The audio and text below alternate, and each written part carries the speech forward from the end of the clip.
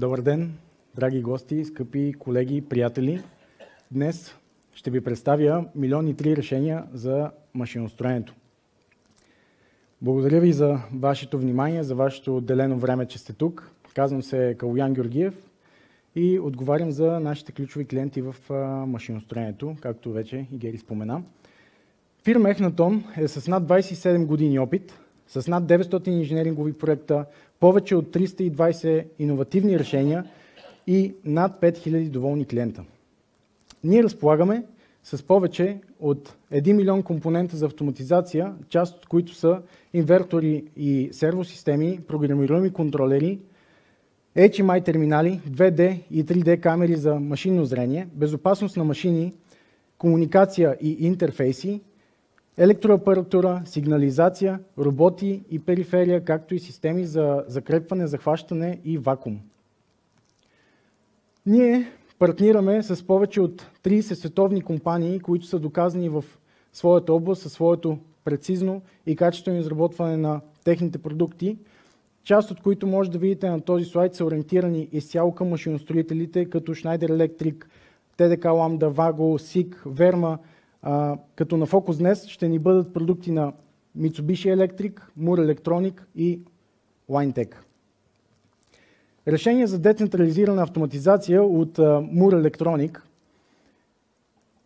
Може би една такава схема ви изглежда позната, едно такова табло, което обикновено е много голямо, с много така голяма техническа документация, много опроводяване и много високи рискове от грешки, изискват много място и много високо ниво на етикетиране.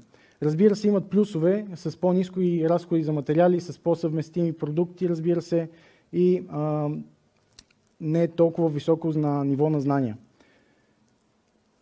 Класическата схема от точка до точка, това е всеки сензор, който трябва да отиде до таблото за автоматизация към PLC-то с много входоизходни модули, много кабели и отново много възможности за грешка при опроводяване и при издърпване на кабелите. Клемните кутии са следващото ниво, в което отново се налага изработване на клемна кутия, внедряване на много клеми, на много етикетиране отново в централното табло също има много клеми, етикетиране и отново много PLC модули. Това, което днес искам да си говорим, са активните входоизходни модули, които позволяват използването само на един CPU модул от PLC-то и множество модули, които са разположени в централизираните точки с входоизходните сигнали. Impact 67. IO-Link система всичко в едно. Impact 67 поддържа първия в света модул с портове, които поддържат освен входоизходни сигнали, то и IO-Link комуникация на всеки порт. Визуализация на всички данни с цел наблюдение на обстановката на ниво поле чрез веб сървър. Високопроизводителни изходни канали. Всеки порт има до 2 входа или изхода, изходите от които могат да доставят до 2 ампера ток, който всъщност може да бъде ограничен в случай на нужда за запазване на оборудването. Оборудван за бъдеща оптимизация за IoT приложения, това представлява представяне на данни, които могат да бъдат обработени за предсказуем анализ в последващ етап. Енергиен мониторинг чрез интегрирани схеми с интегрирани сензори за ток и напрежение и глобално независимо от контролера с поддържане на Profinet, Ethernet IP и EtherCAT.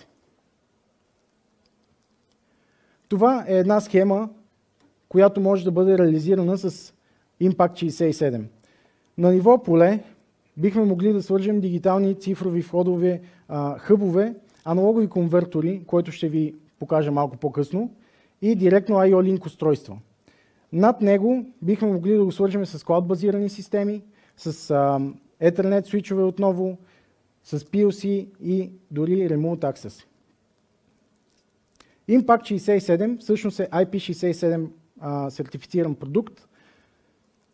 Лесно преминаване към IO-Link инсталация, може да се използва за цифрови, аналогови и IO-Link протокол, упростява стандартизацията, като използваме един модул за всичко, упростява принципните схеми, етикетирането, тъй като всичко е на plug and play чрез конектори, компактност, намаляване на размера на таблото, както и отпадане на PLC модули от PLC шината.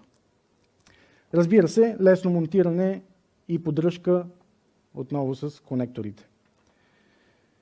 IO-Link хъбовете, които ви споменах по-рано, разполагат с 8 порта M8 или M12, поддържащи до 16 цифрови входоизхода и комуникиращи по IO-Link без нужда от допълнителна настройка с мастера Impact 67. Предлага се в две различни версии по хардуер и две различни версии по софтуер. По хардуер се различават с това, че има клас А с 0,5 ампера на изход или пък клас Б, който разполага вече с до 2 ампера на изход. По софтуер се различават с възможностите за лесно интегриране, за стандартни решения и разширени такива за нестандартни продукти. IO-Link конвертора всъщност е аналогов преобразовател към IO-Link комуникация, който всъщност предотвратява риска от шум в сигнала, както и поддържа абсолютно всички аналогови входоизходни сигнали.